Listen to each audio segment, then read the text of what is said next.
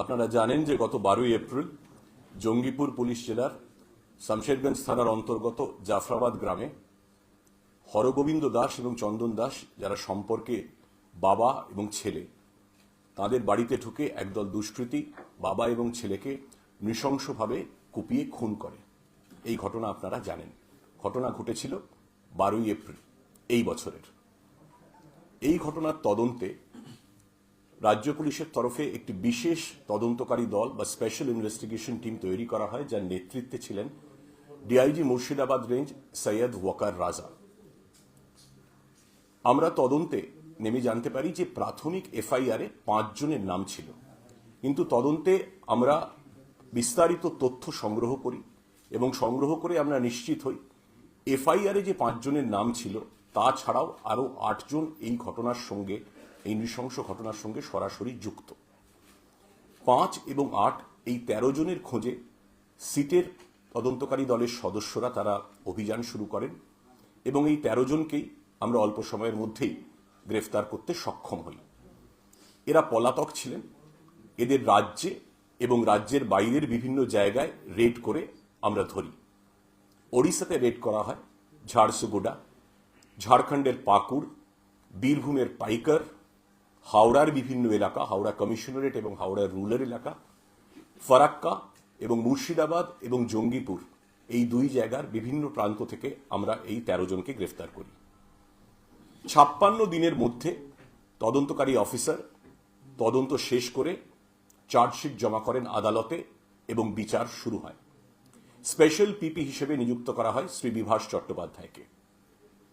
আপনারা এটাও জানেন যে এই মামলায় গতকাল এই 13 জন অভিযুক্তকেই মাননীয় আদালত দোষী সাব্যস্ত করেছেন।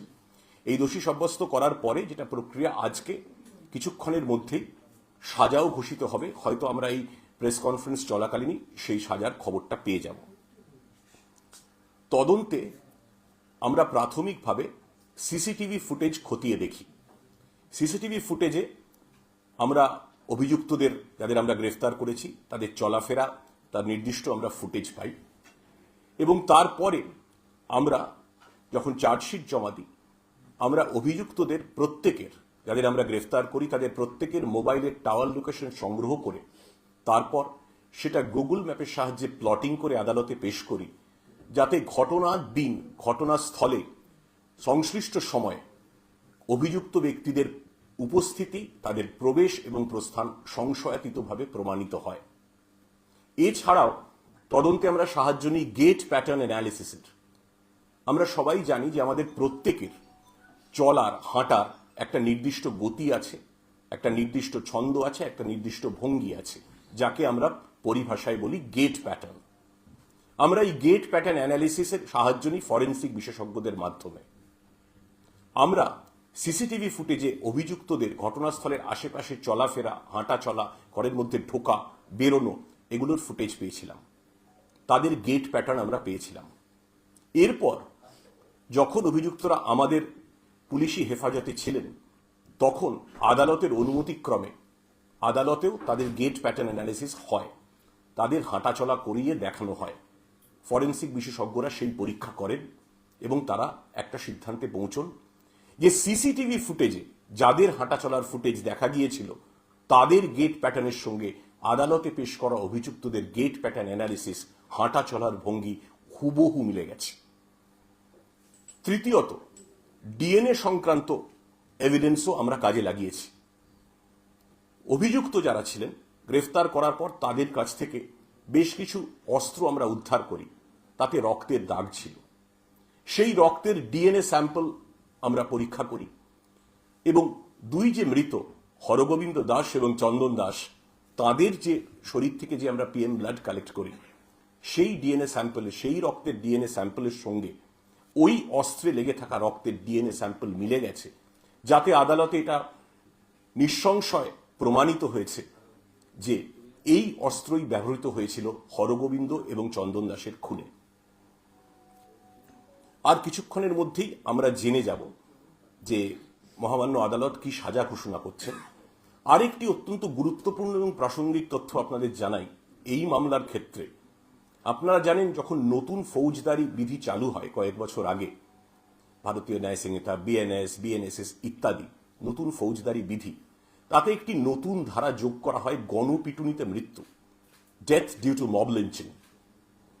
এই ধারা এই কেসে যোগ করা হয়েছিল যেহেতু একাধিক ব্যক্তি এতে যুক্ত ছিলেন, এবং গণপিটুনিতে মৃত্যু 103(2 103 টু বিএনএস এই ধারায় ভারতবর্ষে এটা দ্বিতীয় কনভিকশন।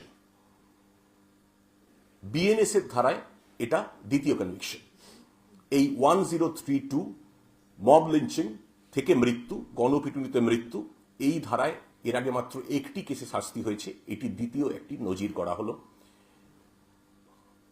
ঘটনা ঘটেছিল 12ই এপ্রিল। 8 মাস 10 দিনের মাথায় দোষী সাব্যস্ত হয়েছেন অভিযুক্তরা, এবং এর জন্য আমরা বিভিন্ন এজেন্সির সাহায্য পেয়েছি। আমরা পশ্চিমবঙ্গ পুলিশের এসটিএফ এর সাহায্য নিয়েছি। তদন্তের শুরু থেকেই তারা সিটের সঙ্গে কাঁধে কাঁধ মিলিয়ে কাজ করেছেন, রেইডস এবং তল্লাশিতে অংশ নিয়েছেন। কলকাতা পুলিশেরও প্ল্যান মেকিং সেকশন আছে ডিটেকটিভ ডিপার্টমেন্টের, গোয়েন্দা বিভাগে, তাদের সাহায্য আমরা নিয়েছি।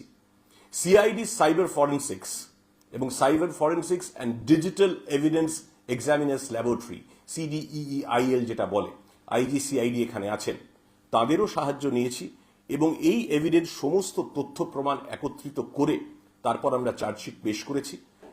এবং সৈয়দ ওয়াকার রাজা, যিনি সিটের নেতৃত্বে ছিলেন, তিনি, সেই টিমের প্রত্যেকটি সদস্য, এসপি জঙ্গিপুর অমিত কুমার শ, তাঁর টিমের প্রত্যেকটি সদস্যকে এই সাফল্যের জন্য অভিনন্দন জানাচ্ছি। এবং একই সঙ্গে স্পেশাল পিপি শ্রী বিভাস চট্টোপাধ্যায়, যিনি অক্লান্ত পরিশ্রম করে এই শাস্তি সুনিশ্চিত করতে মাত্র 9 মাসের মধ্যে এই নারকীয় ঘটনার শাস্তি সুনিশ্চিত করতে সাহায্য করেছেন, তাকেও রাজ্য পুলিশের তরফে অভিনন্দন এবং ধন্যবাদ জানাই। এইটুকু বলার ছিল। এরপরে হয়তো আপনারা প্রশ্ন করতে পারেন, তার মধ্যে হয়তো আমরা জাজমেন্টটা পেয়ে যাব যে অ্যাকচুয়ালি কোয়ান্টাম অফ সেন্টেন্সটা কি হলো, বা যদি বলেন আমি ইংরেজিতেও বলে দিতে পারি।